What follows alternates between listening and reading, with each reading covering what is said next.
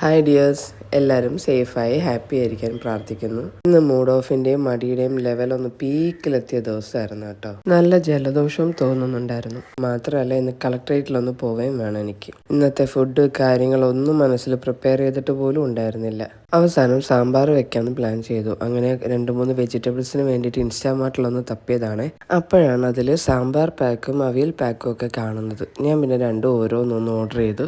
അങ്ങനെ രാവിലത്തേക്കും ഉച്ചത്തേക്കും കൂടി പ്ലാൻ ചെയ്തിട്ട് ഞാൻ സാമ്പാർ ഉണ്ടാക്കി.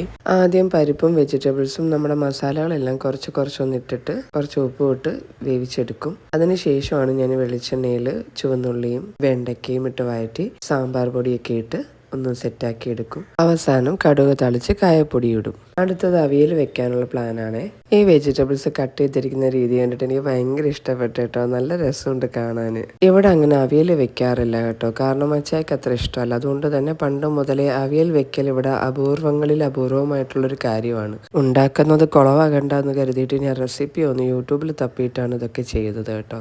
അങ്ങനെ അവിയലും ഒന്ന് സെറ്റായി. കുക്കിങ്ങിൽ എനിക്ക് ഏറ്റവും ഇഷ്ടപ്പെട്ടുള്ളൊരു കാര്യമാണ് കേട്ടോ ഈ ലാസ്റ്റ് ഈ എണ്ണ ഒഴിക്കൽ കടുതാളിക്കൽ പരിപാടികളൊക്കെ. ചോറും മീൻകറിയൊക്കെ കഴിച്ച് ജീവിക്കുന്നവർക്ക് ഈ സാമ്പാറും അവിയലൊക്കെ ഒരിത്തിരി പാടാണ്. അതുകൊണ്ട് കൂടി ഇത്തിരി രസം കൂടി ഉണ്ടാക്കാമെന്ന് വിചാരിച്ചു. ഇവിടെ ഇപ്പോൾ സദ്യ ഉണ്ടാക്കിയാൽ പോലും മച്ച ചോദിക്കുന്ന ഒരേ ചോദ്യമേ കാണുള്ളൂ, ഒരു മീൻകറി വെച്ചാൽ പോരായിരുന്നോ എന്ന്. അങ്ങനെ രസമെല്ലാം സെറ്റ് ചെയ്ത് കഴിഞ്ഞപ്പോഴേക്കും മച്ച എണീറ്റ് വന്നിട്ടുണ്ടായിരുന്നു. പിന്നെ ഞങ്ങൾ രണ്ടുപേരും കൂടി ദോശയൊക്കെ കഴിച്ചു. അതിന് ശേഷമാണ് ഞാൻ ബാക്കി കാര്യങ്ങളിലേക്ക് തിരിഞ്ഞത്. രാവിലെ കട്ട് ചെയ്ത വെജിറ്റബിൾസൊക്കെ കിട്ടി കുറച്ച് ഈസി ആയിട്ട് കുക്കിംഗ് നടന്നതുകൊണ്ടാവും എനിക്കും ഇത്തിരി ഇൻട്രസ്റ്റ് ആയി തുടങ്ങി. എന്തായാലും ഇത്രയും ചെയ്തതല്ലേ, 2-3 ക്യാരറ്റ് ഇരിപ്പുണ്ടായിരുന്നു, അതുകൂടി തോരൻ വെച്ച് വെക്കാമെന്ന് വിചാരിച്ചു. ഞാൻ അതും ചെയ്തു.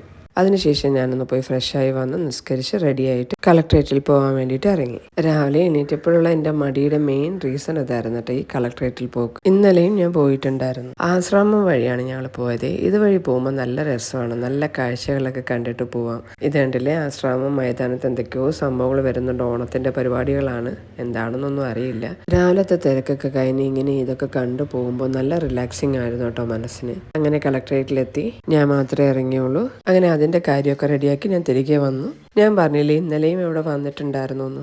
ഇന്നലെ വീഡിയോ ചെയ്യണം എന്ന് കരുതിയിട്ട് എടുത്ത ക്ലിപ്സാണ് ഇതൊക്കെ കേട്ടോ. പക്ഷെ എനിക്ക് ഇന്നലെ പിന്നീട് കംപ്ലീറ്റ് ചെയ്യാൻ പറ്റിയില്ല. ഇന്നലെ ഞാൻ മോളുമായിട്ടായിരുന്നു ഇവിടെ വന്നിരുന്നത്. അവളുടെ ലൈസൻസിൻ്റെ ആവശ്യത്തിന് വേണ്ടിയിട്ടാണ് വന്നത്. അപ്പോൾ ബാക്ക് ടു കറണ്ട് ഡേ, ഞങ്ങൾ അവിടെ നിന്ന് ഇറങ്ങിയിട്ട് സുപ്രീമിലേക്ക് വന്നു. മീനില്ലാതെ നമുക്ക് എന്ത് ഊണ് അല്ലേ? എനിക്കല്ല കേട്ടോ, എൻ്റെ മച്ചായിക്ക്.